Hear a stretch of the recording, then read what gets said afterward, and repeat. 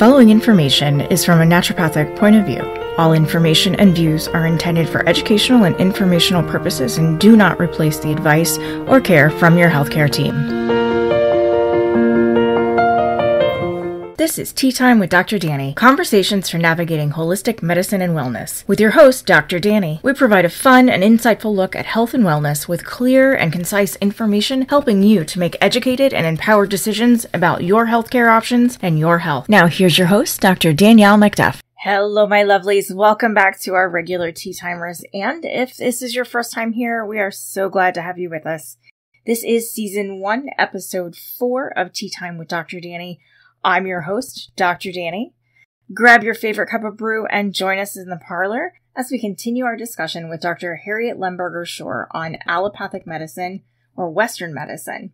This episode is part 2 of the conversation Dr. Schor and I started last episode. This time around, Dr. Schor and I will continue discussing collaborative care, get into lifestyle medicine and what that's all about, and Dr. Schor will share some unique aspects of her practice in and out of the allopathic office. For our first-time listeners, I am a board-certified naturopathic doctor, direct entry midwife, author, and now podcast host. I've been in natural medicine since 2011, and I began speaking and hosting live workshops on personal wellness and natural medicine that very same year. This podcast is all about inspiring and educating our listeners to empower you to take the lead in your own health and wellness journey. Today's episode is sponsored by the upcoming collaborative retreat hosted by Dr. Harriet Lemberger Schor and myself on May 3rd, 2025 at the classroom located at 755 Boardman Canfield Road, Suite C2, bottom floor, in Boardman, Ohio, from 9 a.m. to 4 p.m. This retreat will introduce you to the different aspects of collaborative care with breakout sessions on lifestyle medicine and vision setting, naturopathic medicine and nutrition, emotional healing and rebalancing, and the transcendence therapy, followed by activities and a cooking demo. A light breakfast will be provided, as well as lunch following the cooking demonstration. The cost for this retreat is just $65. Registration is open now, but seating is limited.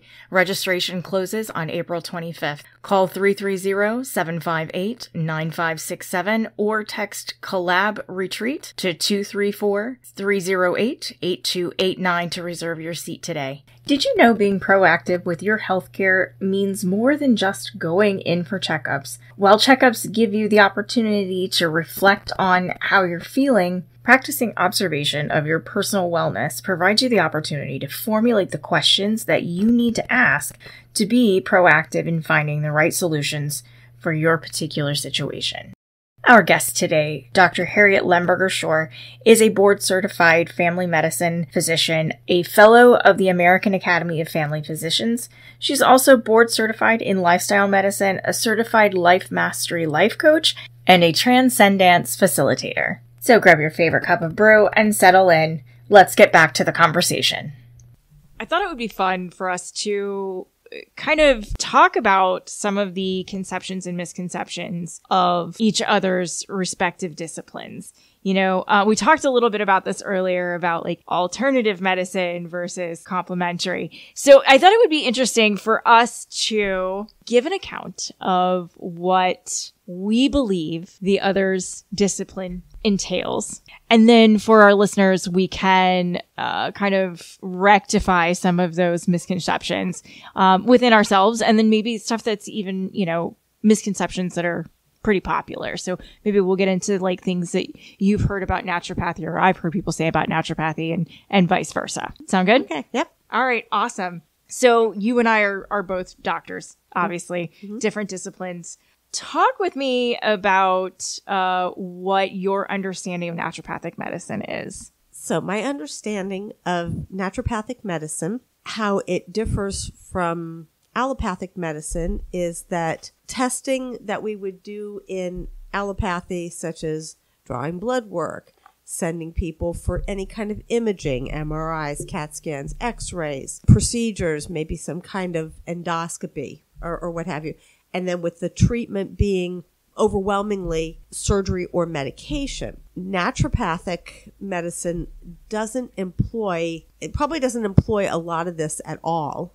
Certainly not the referrals for X-rays and endoscopy, lab work, I could see that being a part of naturopathic practice. Drugs, particularly prescription drugs and surgery, I do not perceive as being a part of this practice. I think I have a really pretty liberal definition or perception. I hate to say this out loud, but this is why we're having this discussion, is I'm sure that there are many of my colleagues who would look at disciplines such as naturopathic medicine, even chiropractic, as woo-woo. Okay.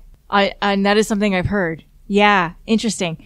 All right. So I'm going to go ahead and just kind of volley back my perceptions of allopathic medicine and how that might differ from naturopathy. And then what I'd like to do, if you're up for it, is to then flip that around and you tell me where I've missed the mark and I'll tell you where you've missed the mark. Got it. Okay. So for me, allopathic medicine is very much about looking at specific markers and focusing very clearly on like an entity-based philosophy, right? You have this thing, you have diabetes, you have high blood pressure, you have COPD, right? Like you have this thing. Mm-hmm. And then we're treating the thing. Mm-hmm. Okay. And that is primarily, as you said, done through imaging, medications, procedures, and things like that. And so as a naturopath, for me, the big, how do I want to say this? The big pitfall in allopathic medicine is that it relies so very much on the need to have this diagnosis of a thing rather than recognizing that something that, and again, this kind of comes back to those subclinical conditions where we might have a diabetic situation, but because the lab work is coming back clean, the recognition that there's imbalance or a state of dis-ease or disorder in the function of the pancreas is being missed, right? Okay. How did I do?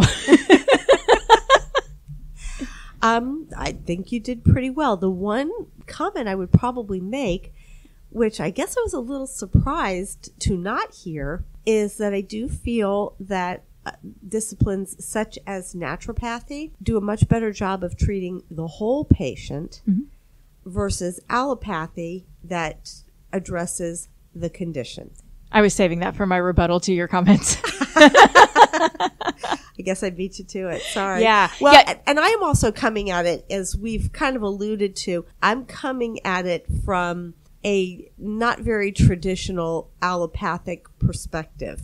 Right. Is that the theme that's been tying in is that it's so very, very important for me as a healthcare provider, healthcare practitioner, to be looking at the whole patient, the body, the mind for sure.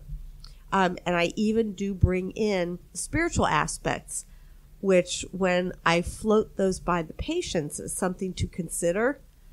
I sometimes will get a look like I've got 2 heads and 5 eyes and whatever else. You're a doctor. You're not supposed to be talking about that. Yeah, that's such a strange thing for an allopath to talk about, because that's typically something that, we get from our clergy, our rabbis, our spiritual leaders, our groups that we get involved in, or within naturopathic medicine or other disciplines that have that mind, body, spirit approach. That's typically not associated with allopathy. With allopathy, yeah. Exactly. Like we've somehow brought you over from the dark side. And so yeah, to come to your point about that, the naturopathic medicine absolutely does not employ surgeries or pharmacology. That is strictly outside of our scope. Mm-hmm. What we are fantastic at is getting to the bottom of chronic conditions and not managing the condition, but working with the patient to find the underlying cause that sometimes gets missed in allopathy for a number of reasons. We're not looking for the right thing. The doctor's not listening. It's subclinical, you name it. And then working to restore that harmony and that balance for the client, not for the client. The client does the work, right? Like our patients are the ones who do the work and their bodies do the healing. But we work as coaches. And I feel that you see that much more in a naturopathic discipline than we see it in allopathy. I think a big contrast is that to be a successful naturopathic patient, you have to be willing to be a very, very active participant. In allopathic medicine, it's much easier to be passive.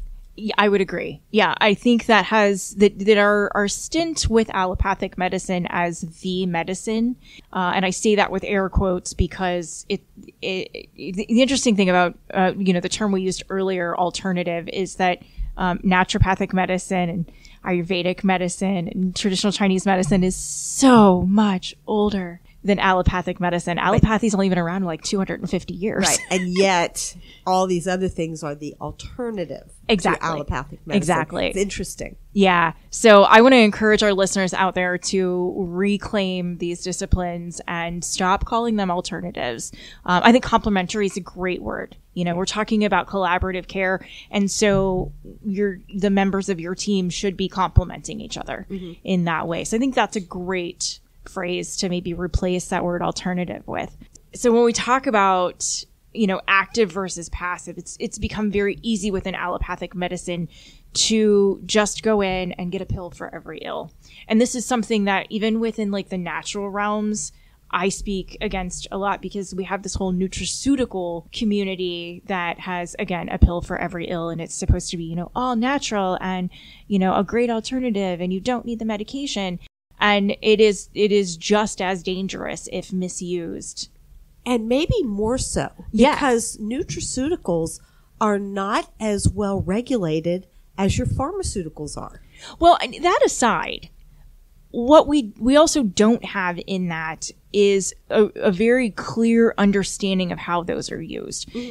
For example, teas. I have stopped people buying teas at the store that have marketing on their packaging that tells them it's great for this, because the contents within that are herbs that are mixed improperly. And when those herbs by themselves do wonderful things, and they do the things that maybe are advertised on the package, but when you combine them with other herbs that have similar properties, they potentize each other, and then we start to reach toxic levels. And that's something that's not well understood. And again, a reason why it's important for us to have educated and competent people on our team to fill the gaps between what we don't know. The other side of that, maybe not the other side of it, but another aspect of that within, being passive is that, the mindset, at least from my experience and what I've heard from my clients, is that within allopathy, the doctor feels as though they are responsible for your well-being. I'm responsible for your health. I actually had a doctor tell me that. And when I told him that was not the case, that I was the one responsible for my health, and that I was coming to him for advice in a field that he has more expertise in than I do, but ultimately I'm in charge of my well-being and my health care. He fired me and he said, I can't help you. Wow. And so get like these like hard boundary setting conversations are so important. Particularly when we're talking about collaborative care and getting the right people on your team, to be able to know who is going to respect your boundaries. They're going to respect you for stepping up and saying, no, this is my call. This is my responsibility, and I'm coming to you because you have expertise. I'm paying you for your expertise. And being able to take that, not as a challenge, not as a happy middle finger, but as just an adult conversation, setting the expectations within that relationship. And I think it goes back to what we were talking about a little bit earlier about the importance of the collaboration with the patient, and whether it's patient and naturopathic provider or patient and allopathic provider, is to understand that here's what the recommendation is. It is simply a recommendation.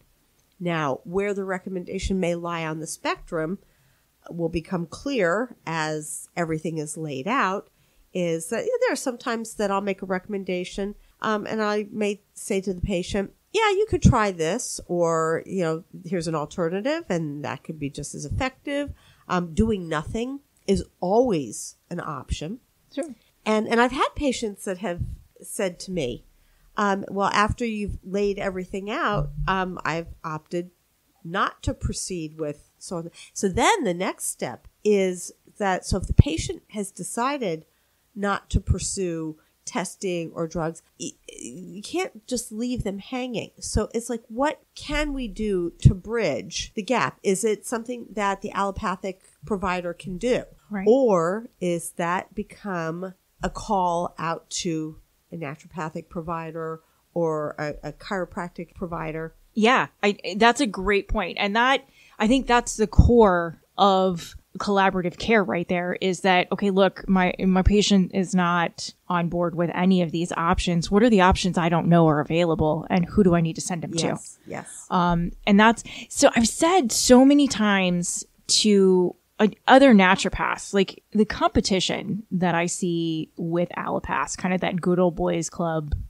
kind of thing. It's not just between the naturopaths and the allopaths. It's unfortunately also between the naturopaths, right? Mm-hmm. Where, much like allopaths, we specialize. Like, we have our own kind of niche, right? So you do family medicine. Obviously, if someone needs something that's a bit more specialized and requires additional study from what you have done, or is a different area, then you're going to refer them to that specialist. Mm-hmm.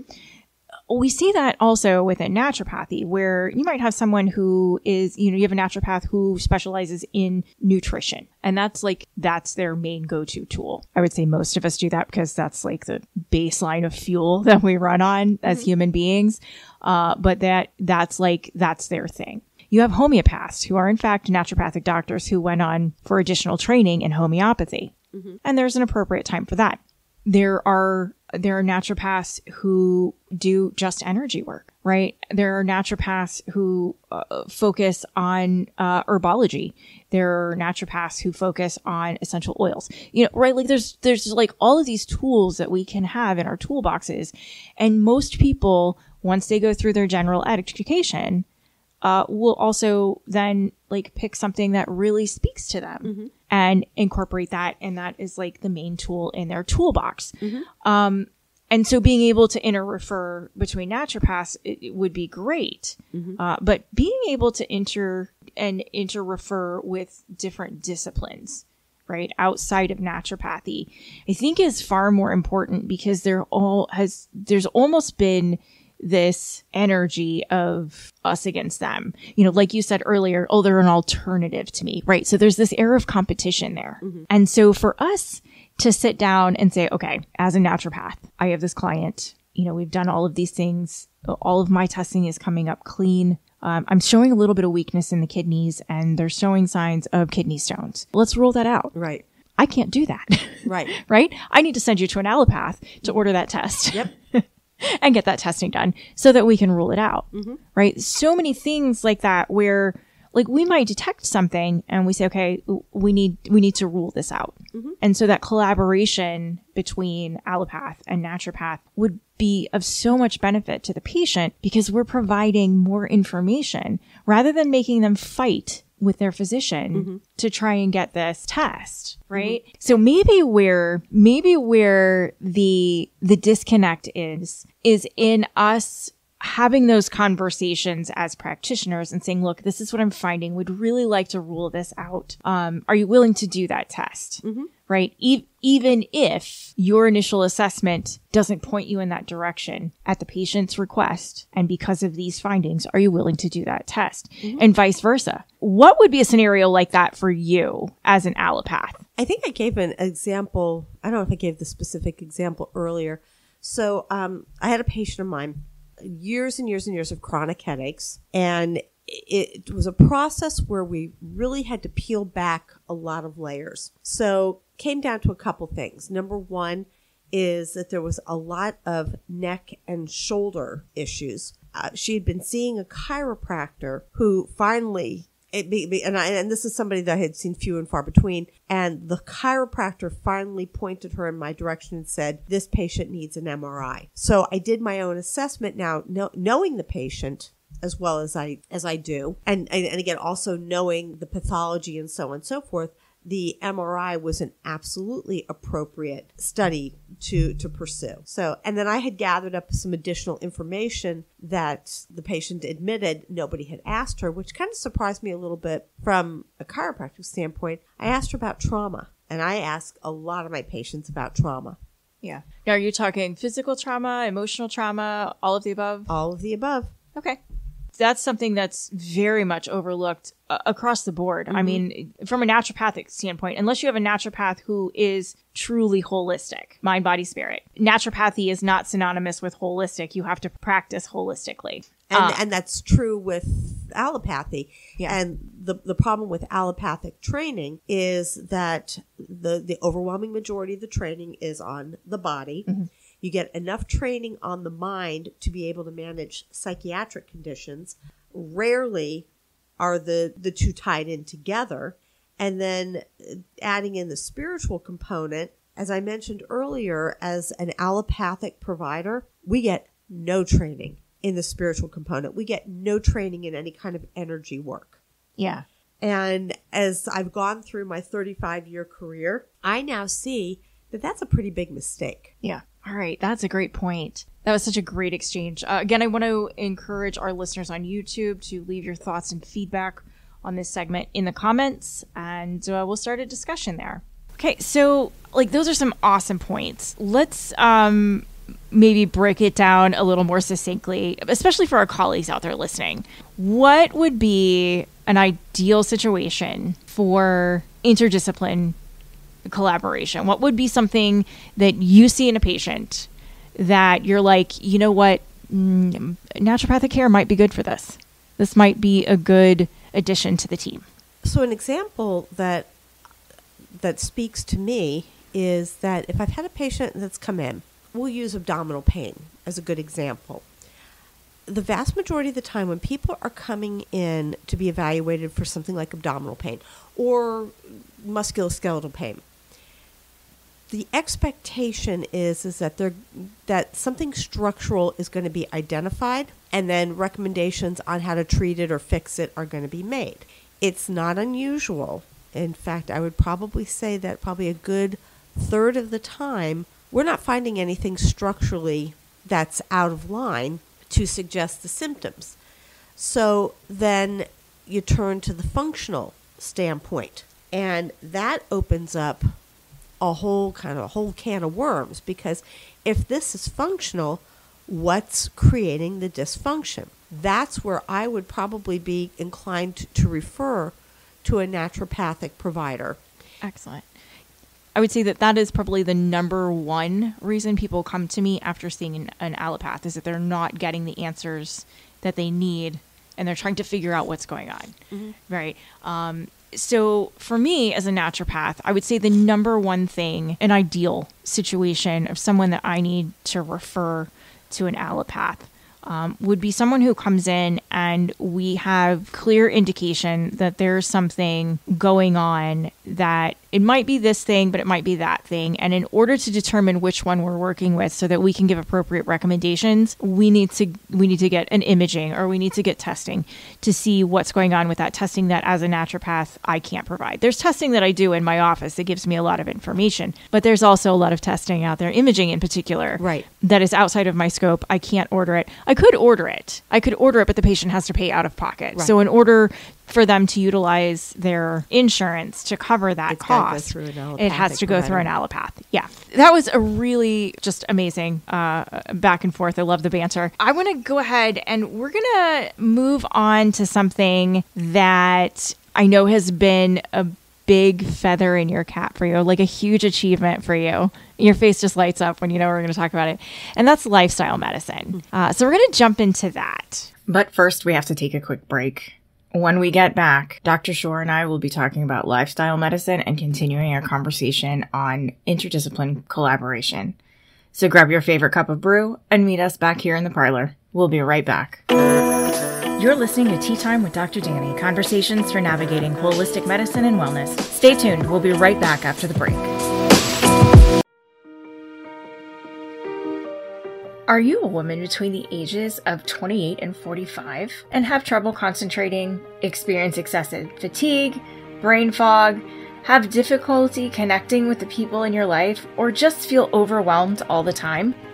Dr. Danni can help. As a board-certified naturopathic doctor, her client-centered approach will help you discover the underlying contributors to your symptoms, learn how to better support your body, and provide you with the resources to help speed your healing. Schedule an assessment or ask for the free 10-minute Can You Help Me consult to find out how Dr. Danni can help you. Call 330-758-9567 to schedule today.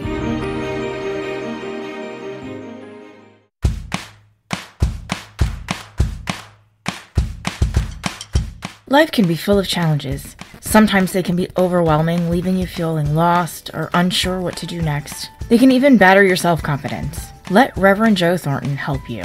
He's a certified holistic life coach and can help steer you in the right direction and to the answers that you need.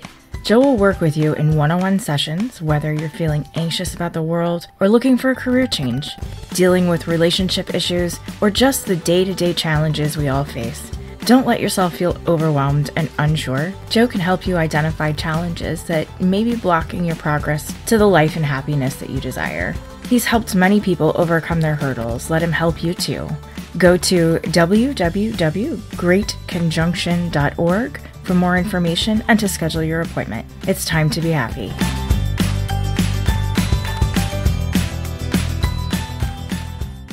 Today's episode is sponsored by the upcoming collaborative retreat hosted by Dr. Harriet Lemberger Schor and myself on May 3rd, 2025 at the classroom located at 755 Boardman Canfield Road, Suite C2, bottom floor in Boardman, Ohio, from 9 a.m. to 4 p.m. This retreat will introduce you to the different aspects of collaborative care with breakout sessions on lifestyle medicine and vision setting, naturopathic medicine and nutrition, emotional healing and rebalancing, and the transcendence therapy, followed by activities and a cooking demo. A light breakfast will be provided, as well as lunch following the cooking demonstration. The cost for this retreat is just $65. Registration is open now, but seating is limited. Registration closes on April 25th. Call 330-758-9567 or text Collab Retreat to 234-308-8289 to reserve your seat today. You're listening to Tea Time with Dr. Danni. This show was previously recorded. You can reach the show at drdannynaturopath@gmail.com. That's DRDANNI naturopath@gmail.com, or find the link in the show notes below. Now back to Tea Time. Here's Dr. Danni. Welcome back, Tea Timers. Before the break, our guest, Dr. Harriet Lemberger Schor, and I were discussing the differences between allopathy and naturopathy, comparing and contrasting the strengths and weaknesses of each, and we got into a discussion on interdisciplinary collaborative care. So in the last episode, we got into all the different hats that you wear. And I want to get into those different hats, especially lifestyle medicine. So talk to us about that. So I've always been interested in lifestyle medicine. 3 years ago, I started to look into the concept that not only was it just an interest of mine, but it's like a real thing in medicine. And a lot of primary care, but also some specialists have also taken on not just the interest, but the application of lifestyle medicine. So what lifestyle medicine is, it's evidence-based medicine. So the science is behind there's what are called pillars. There's 6 pillars. The pillars are nutrition, activity, sleep, stress management, avoidance of risky substances, specifically smoking and alcohol, and connectedness. Okay. Which is something, that last pillar is something that might get touched on very, very briefly in a review of systems or a social history. But if somebody is feeling very disconnected, that can be a huge contributor to symptoms. Yeah, especially emotional symptoms, things that lead to anxiety and depression. So there's quite a bit of overlap in the philosophy within lifestyle medicine with naturopathy. The pillars that you talk about, those are things that we also share with our clients. I'm interested to hear how that gets applied. So the two pillars that most of my patients are most interested in working on are the nutrition and the activity. And I'm picking my language very carefully. I'm not calling it diet and exercise. Those are bad words to many, many people, patients, clients. Nutrition, that's what we take in to nourish our bodies. Activity, that's how we move our bodies. Sounds far less threatening, kind of far more inviting. Right. So when I am addressing nutrition and or movement with my patients, this goes back to when we were talking about the SMART goals. Right.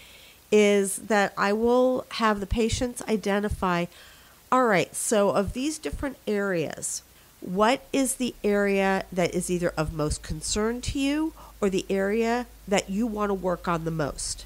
And like I said, the vast majority of people, it's either I want to get more exercise and I want to eat better. And at that point, I've already done the assessment of how well people are eating or not and how much moving around they're doing or not. And then we'll compose a SMART goal. And again, to clarify that, the patients are composing the SMART goal with my coaching. So then that way it is their goal. They own it. And then it's their responsibility to apply it. Right. Okay, so walk me through like first visit, follow-up visit, and so on with patients within the realm of lifestyle medicine. Okay. So say I have a new patient who's come in and I'm going through, the history of present illness, their past history, review of systems, and the review of systems is usually organ-based or system-based. But I also get this extra history with respect to lifestyle, who you're connected with in your life, your nutrition, your activity. I also ask about hydration and caffeine use as well as the risky substances, sleep patterns and sleep habits. And if we identify together, I've got a kind of a crappy diet, and they're morbidly obese and they're not moving around, one question that I will oftentimes ask these patients is, does your weight pose any concerns to you? So most people who are carrying extra weight, the answer to that is going to be yes. And then the next question is, well, the two areas that probably have the biggest impact are nutrition and activity or the lack thereof. Which of those areas would you like to work on in an effort to have a positive impact on your weight? So the patient will pick one, and then from there we can construct a SMART goal. I have been given the unique opportunity that once a month, they're on a Tuesday afternoon, I conduct group visits on lifestyle medicine. So I have patients that are coming in. We've started a SMART goal. We the visits where everybody talks about what went well with their SMART goal from month to month to month to month, what the challenges are that still remain. What's great about the group is that people are not afraid to give feedback. So many times the patients themselves work together collaboratively, exchanging recipes or giving some ideas about how, to portion control, things like that, which is great because it also creates the camaraderie and it creates a know, like, and trust factor between these people who otherwise would not have met. Right. And I'm just simply a facilitator in that instance.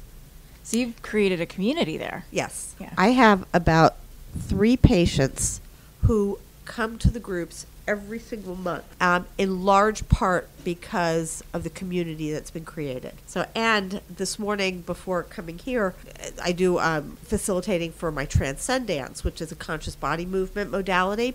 And I have 2 of those patients that come to the group, that come to my Transcendence every month. All right, so that's awesome. We're actually going to get a little more in depth on your Transcendence workshops a little bit later, but I wanted to follow up on this, on the pillars, which they're very much core aspects of just humanity, us existing on this planet as human beings. And we, as naturopaths, we look at all of those aspects. I guess one of the things that I'd like to understand, because there is so much overlap between lifestyle medicine and naturopathic medicine, is where does lifestyle medicine, what are its strengths and what are its weaknesses? So the strengths, as I see them as, and has been identified, is that you're examining more of the whole patient. So, patients come in to see their allopathic providers. They're coming in with a symptom or a condition, and that's what's being addressed and treated. The whole person frequently is not. The lifestyle medicine, by exploring all 6 of these pillars, is a much more complete way of looking at the whole patient. Is it the end all and be all? There's still, in my opinion, a whole spiritual aspect and a whole psychological aspect that does not fall under the auspices of lifestyle medicine. Yeah. Thank you for that. So talk to me then about what you feel are maybe the weaknesses in, aside from like hitting some of those spiritual, psychological aspects. What would be some of the things that you personally would like to introduce or see introduced into patient care that you don't feel like they're getting with that? I think my biggest concern is that I've been doing these group visits now. We're moving into 3 years of me having done these, and the vast majority of the group are my patients. Mm-hmm. It's getting it to become more mainstream with my colleagues and their patients. And what I've discovered is that my colleagues really don't understand what it is. The term lifestyle medicine, of course I know what it means, but not really. Right. Because if people really understood that, so many people in American society are overweight, obese, morbidly obese. So you already know that there's an imbalance there. Right. And making an assumption is that a lot of times the nutrition is off significantly and there's not enough activity going on. Yeah. And my allopathic colleagues, they address it, but they address it in a one-size-fits-all manner. Okay. That's one of the differences that I see from the way that I practice this, is that it's not one size fits all. There might be general concepts that could fit, but not every patient belongs, not every patient is that square peg you're trying to fit into the round hole. Yeah. And I would say that's probably my biggest complaint with allopathy in general. Is that it tends to be very one size fits all. Everybody fits within these parameters, and when you don't, then there's nothing wrong with you. It's all in your head, right? Yeah. And there's nothing we can do for you. Right. Or worse, right? The patient gets gaslighted, or whatever the case may be that lead to, poor experiences and poor outcomes. We've come to the uncomfortable truth segment of our show, the part of the show where we share truths that might be hard to hear, or might even make you a little uncomfortable, but hopefully encourage your creative problem-solving juices to get flowing and empower you as you continue on your personal wellness journey. No matter how much you might like your allopath, if he or she is unwilling to collaborate with other members of your team, discourages you from working with other members, or is unwilling to be on board with helping you reach your goals, even if that means stepping outside of their comfort zone, you need to find someone that will be a team player and collaborate in an effort to produce the best possible healing outcomes for you. I have to take another break, but when we come back, we're going to hear more about Dr. Schor's professional services and answer some of your questions. So stick around. We'll be right back. You're listening to Tea Time with Dr. Danni, conversations for navigating holistic medicine and wellness. Stay tuned. We'll be right back after the break. Are you a woman between the ages of 28 and 45 and have trouble concentrating, experience excessive fatigue, brain fog, Have difficulty connecting with the people in your life, or just feel overwhelmed all the time? Dr. Danni can help. As a board-certified naturopathic doctor, her client-centered approach will help you discover the underlying contributors to your symptoms, learn how to better support your body, and provide you with the resources to help speed your healing. Schedule an assessment or ask for the free 10-minute Can You Help Me consult to find out how Dr. Danni can help you. Call 330-758-9567 to schedule today.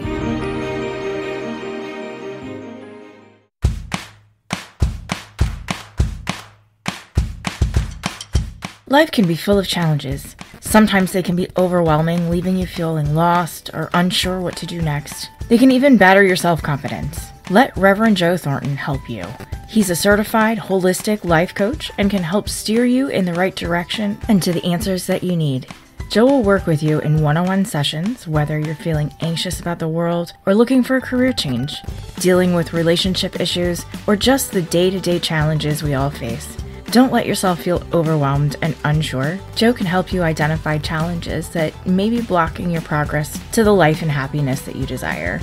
He's helped many people overcome their hurdles. Let him help you too. Go to www.greatconjunction.org for more information and to schedule your appointment. It's time to be happy.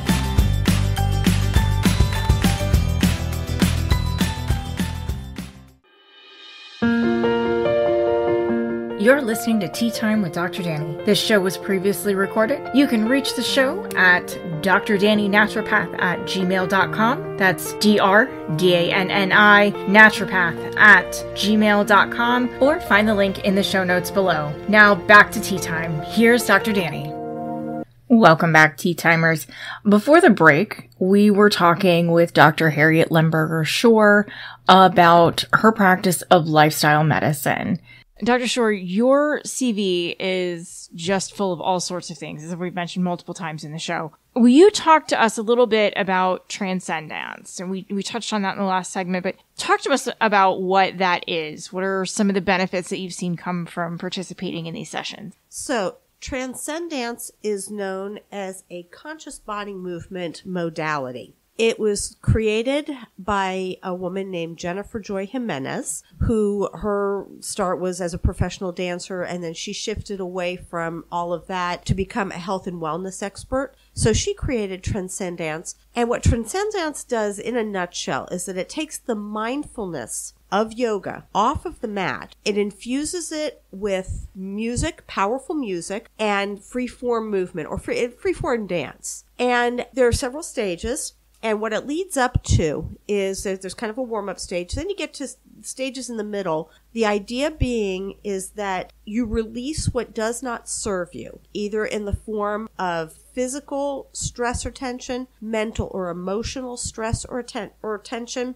Do that during a very specific phase, a lot of shaking, a lot of kind of, stomping, marching. And then the next phase is that the gap where what's been released is left, then you're filling that in with joy and gratitude and abundance. There's a lot of visualization and imagination that's somewhat required to come. So when you come to a Transcendence class, you're coming with a lot of curiosity about what you want to release and what you want to repattern. And this is all in a way of just moving with dance. Your body moves as it's going to move. There's no specific patterns or steps. There's really no instruction. I am what's known as a certified facilitator, which means I provide guidance. I provide suggestion, but I'm not telling anybody how to move.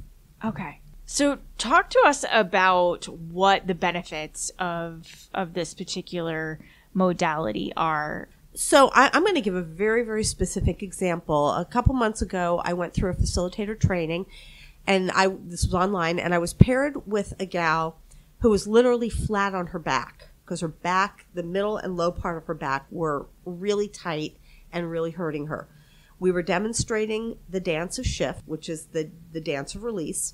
And when it was my turn to take her through it, she could not move off the floor. So she's moving what she can. She's doing what she can with where she was. And I made a suggestion to release anger.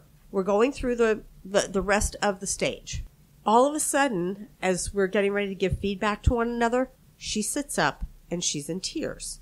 And I asked her to tell me about what her experience was. She told me as soon as I suggested the release of anger, her back pain went away. Oh, wow.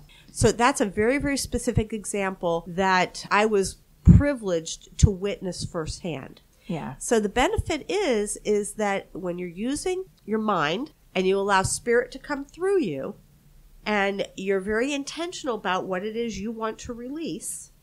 I did a class today, for example, for me, and one of my intentions was that I'd been experiencing some disappointment that I wanted to release. So as I was doing the dance of shift, I was very intentional that every time I shook out an arm or shook my head, disappointment was flying out.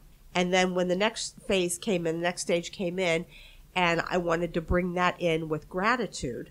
I just imagined what would gratitude look like as I'm dancing it through my body. Awesome.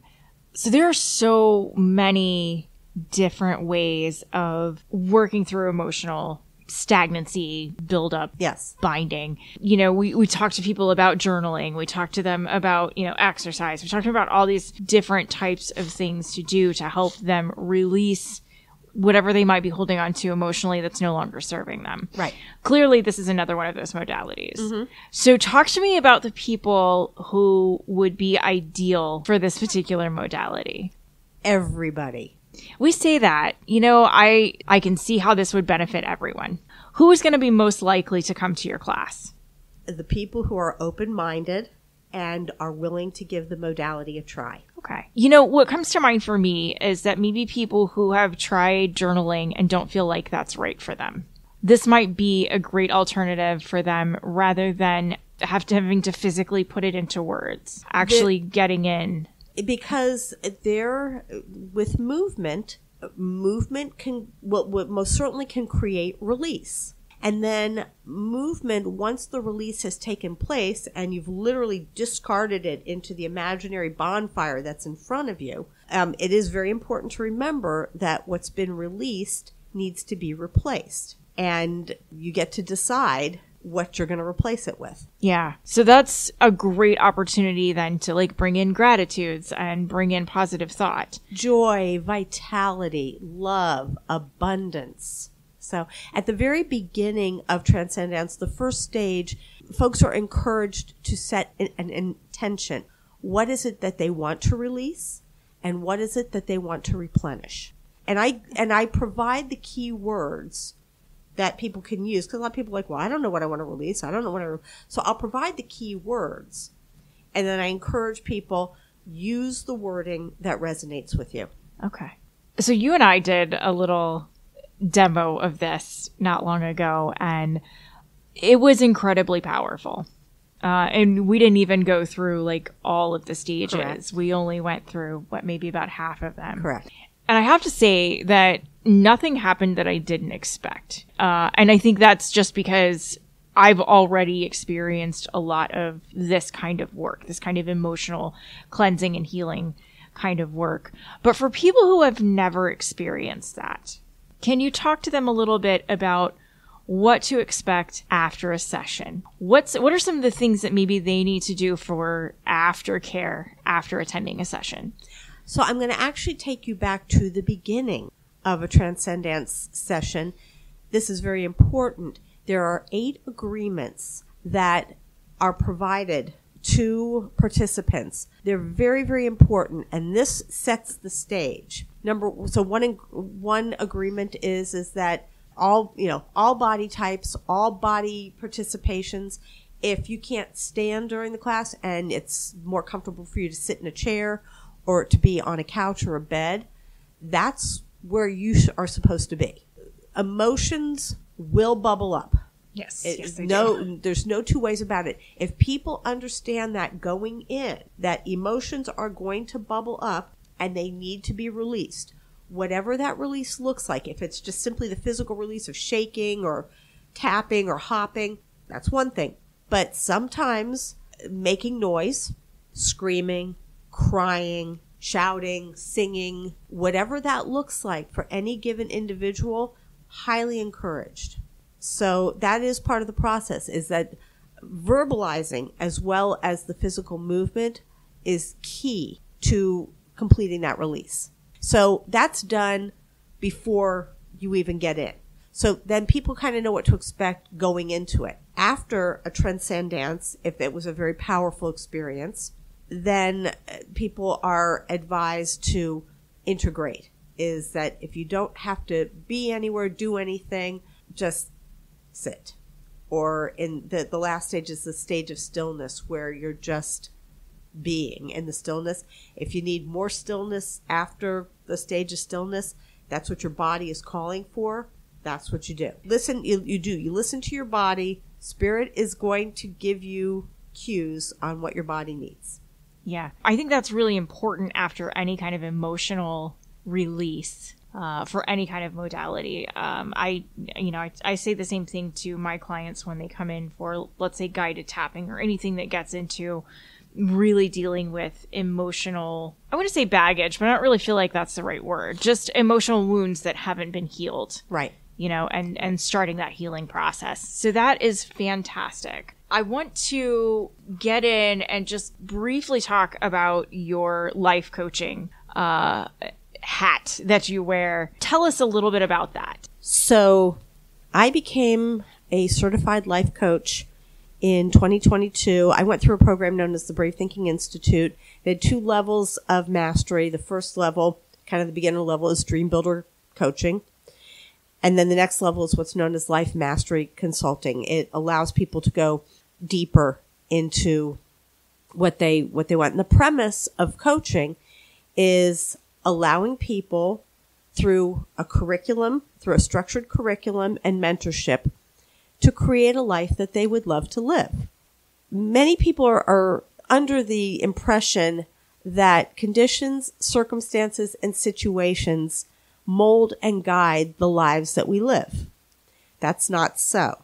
Is that we can create a life that we would love to live, but there is a process, and the process has to be worked the way it needs to be worked. We talked earlier about how sometimes patients or clients will cherry pick what they want to do in terms of diagnostics or treatments, and then they don't understand why they didn't get the results. And it's the same concept here, is study the curriculum, follow the curriculum, go over it weekly with your mentor, your coach, so that you can flush out what doesn't seem to be working and incorporate more of what either has worked or incorporate what just otherwise needs to be incorporated.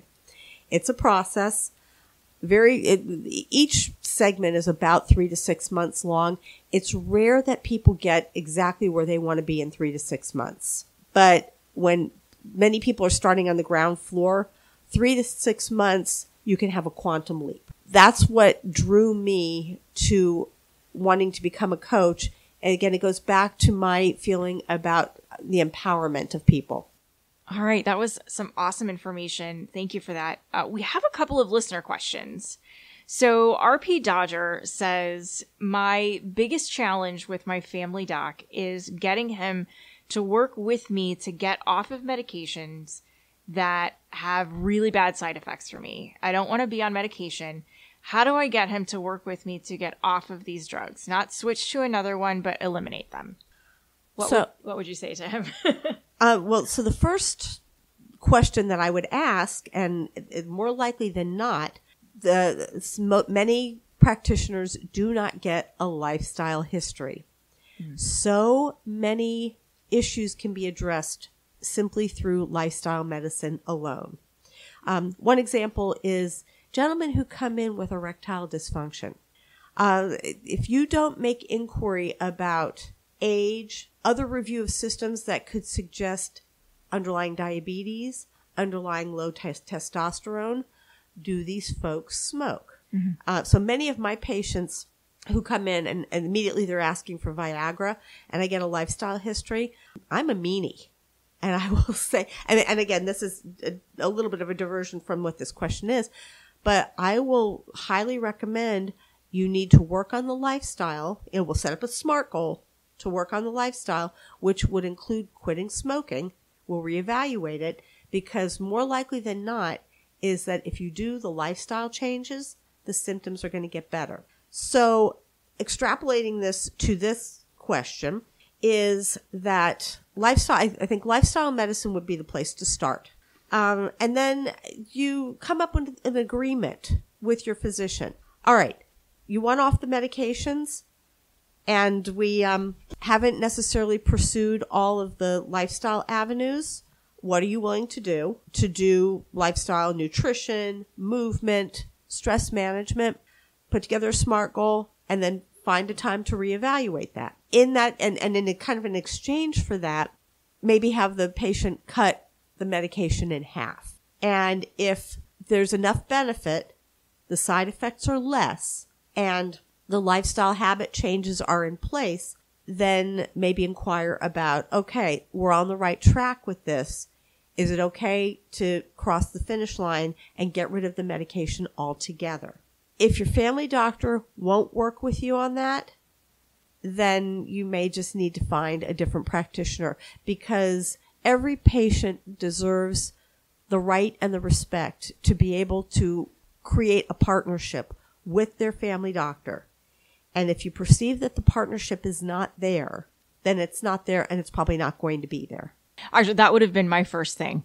If the physician is just adamant that this is not going to be a thing, you're going to be on this medication forever, we'll find a different medication rather than seeking to help that patient reach the goal of getting off of the medication, then it's time to find a new team member. Mm-hmm. The other thing that I would say, because so few of your colleagues are into lifestyle medicine, is that this would be a great opportunity to say, you know what, let's get you in touch with a naturopath. Let's get you in touch with a nutritionist. Let's get you in touch with someone who can help you make the changes that need to be made in order to help you get off of this medication. Mm-hmm. And unfortunately, because there are so few of your colleagues doing lifestyle medicine, probably the best person for them to reach out to would be a naturopath. Yeah.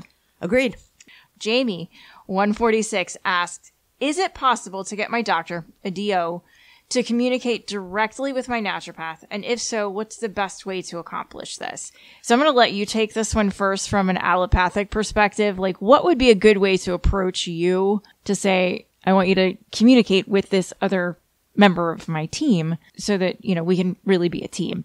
In the day and age of electronic medical records, it's not hard. One of the tabs that we have in our electronic medical records is the composition of letters.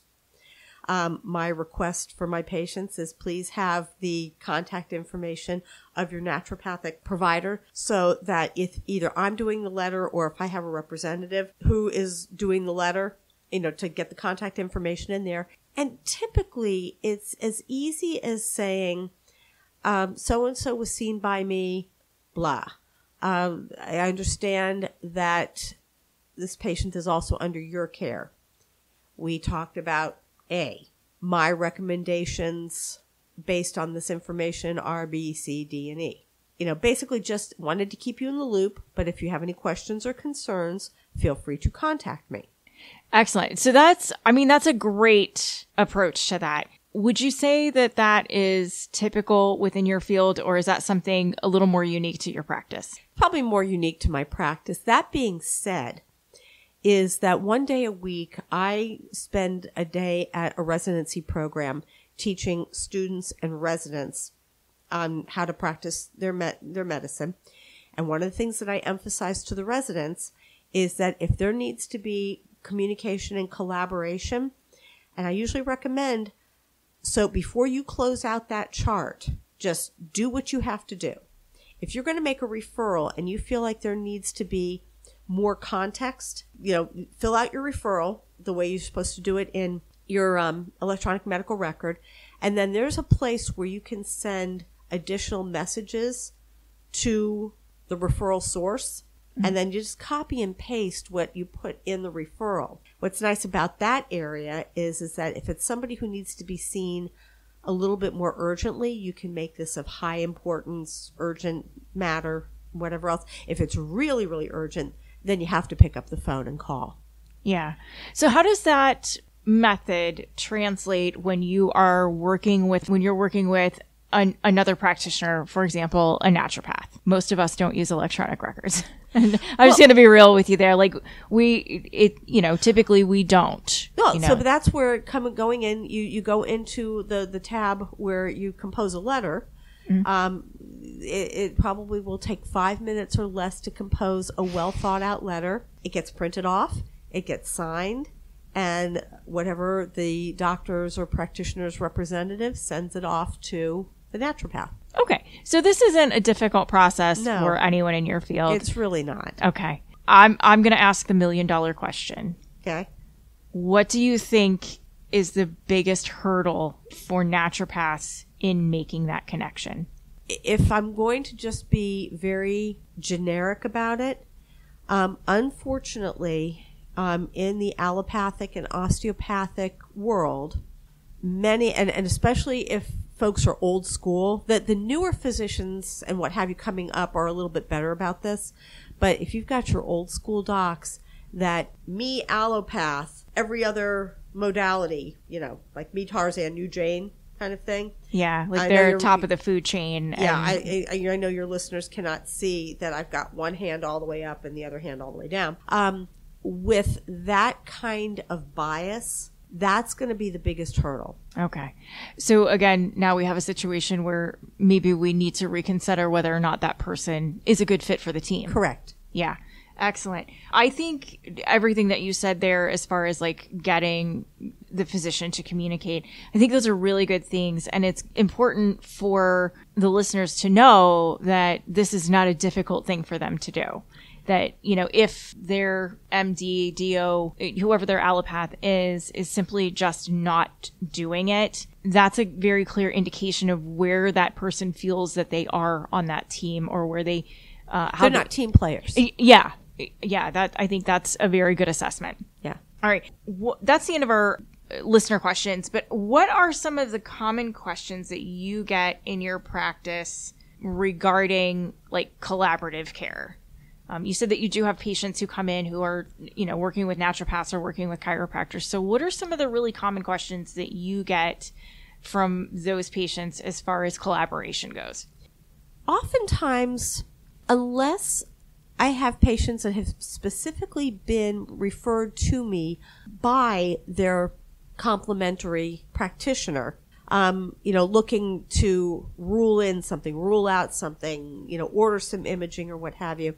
Most of the time, I'll have my patients, they'll just kind of mention, yeah, I see a chiropractor. I will get curious and I will ask, for what condition are you seeing the chiropractor? And do you indeed feel like you are benefiting from that care? I have patients who see chiropractors. They've seen chiropractors for years. They're not convinced that they're necessarily getting any benefit, but the chiropractor tells them to come back every week. And I will ask the question, how is that serving you? Is that you're going back every week and you're not getting the kind of relief that you want? Maybe it's time to look at a different approach to the evaluation and management of your symptoms. Yeah.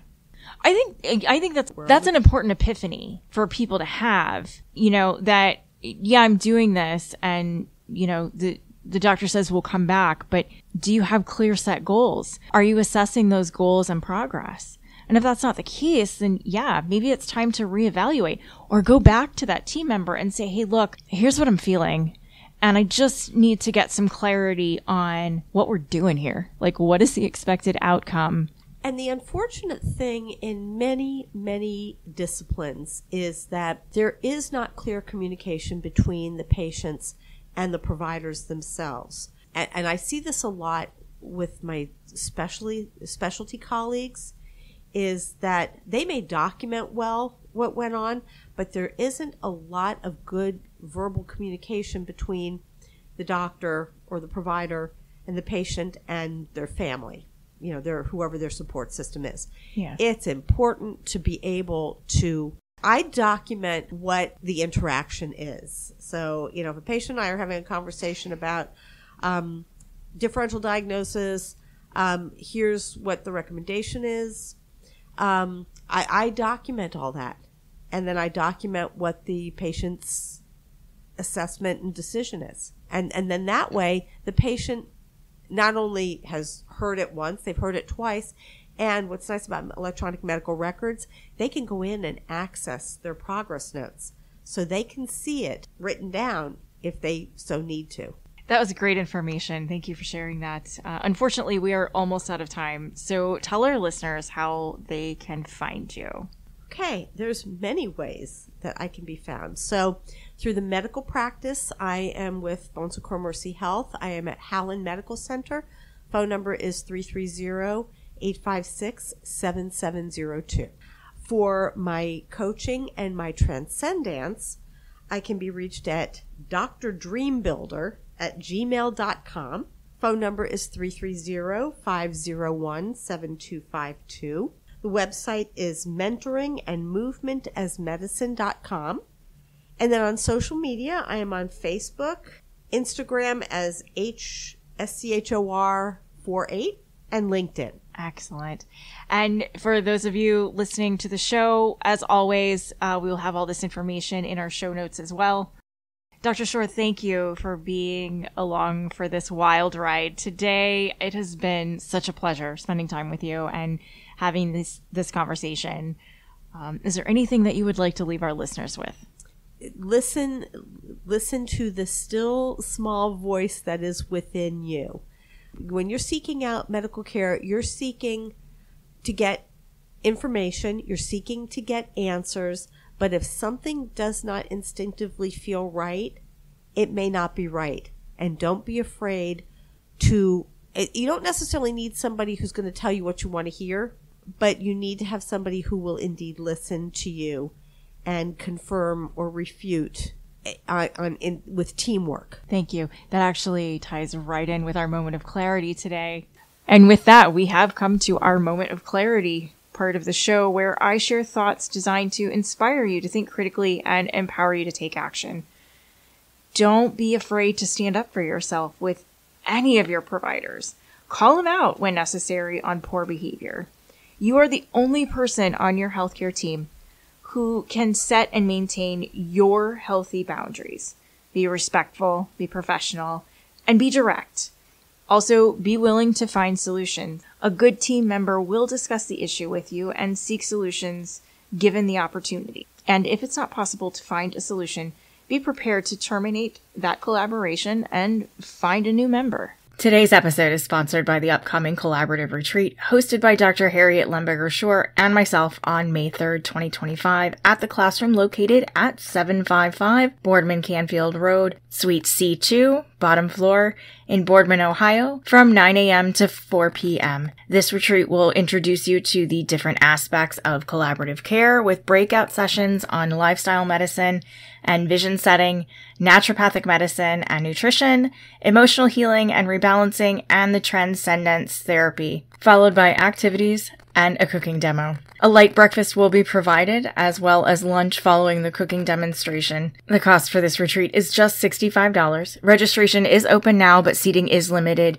Registration closes on April 25th. Call 330-758-9567 or text Collab Retreat to 234-308-8289 to reserve your seat today. That's it for today's show. Please join us back here in the parlor in 2 weeks for our next episode, where we will be talking with certified health coach Angela Nispecka. We'll be discussing what health coaches do, how they fit into your team, and how to find a coach that's right for you.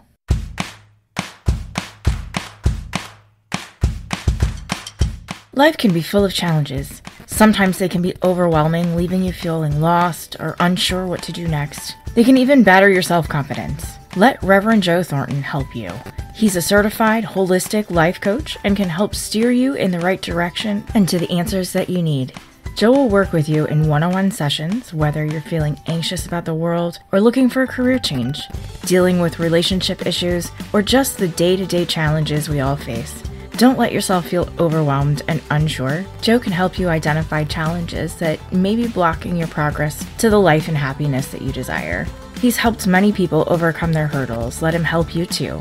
Go to www.greatconjunction.org for more information and to schedule your appointment. It's time to be happy.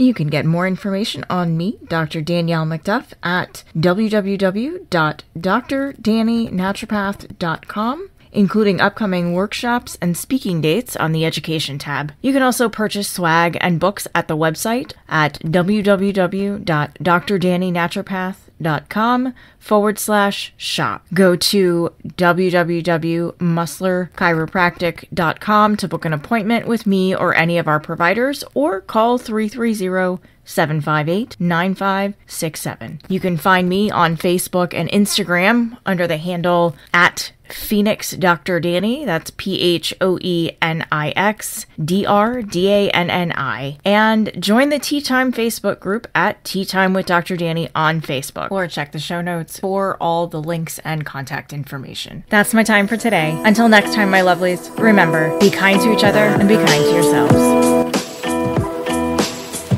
Thanks for joining me on Tea Time with Dr. Danni, conversations for navigating holistic medicine and wellness. This show drops every other Thursday at 6:30 p.m. Eastern Standard Time. Join us in the parlor for another episode of Tea Time with Dr. Danni in 2 weeks. And don't forget to like, share, follow, and subscribe to be the first to know when a new episode is available.